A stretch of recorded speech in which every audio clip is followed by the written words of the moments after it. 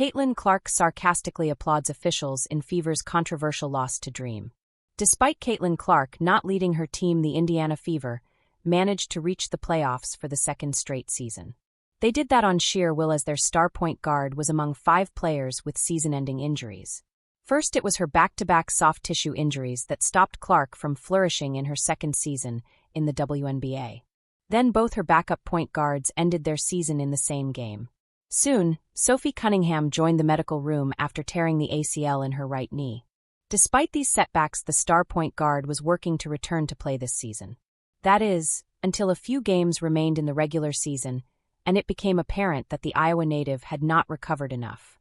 Rather than risking it all, she decided to release a statement confirming she had packed up her season. Along with Chloe Bibby's knee injury, the Fever had 5 players out for the season. Despite that, they made it to the playoffs and, due to favorable results elsewhere, ended up 6th in the standings.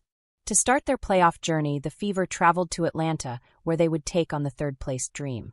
The gulf in roster quality would make it difficult for the away side to win the series. But at least they wanted to fight and see how far they could go. Throughout the game, Caitlin Clark cheered on her teammates. She also started to argue with officials.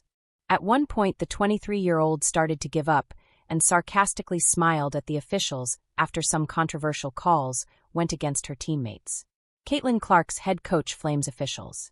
During the game, those officiating mistakes seemed to slow any momentum the Indiana Fever were building up. Head coach Stephanie White was seen lashing out at the officials quite a few times.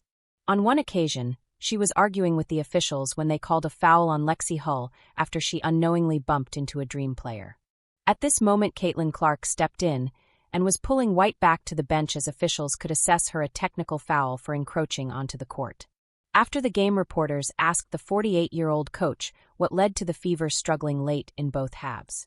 The Fever coach added that they needed their rhythm to counter the Atlanta Dream's runs. Those fouls stopped any chance of the away team gaining enough momentum to stay in the game and ended up losing with a score of 68-80.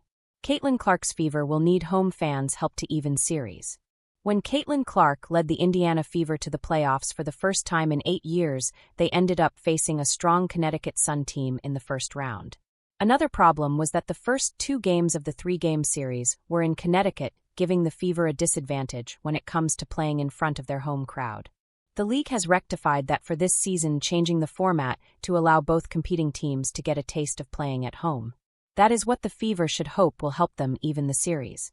They will need the energy from their passionate fans to push them towards a win.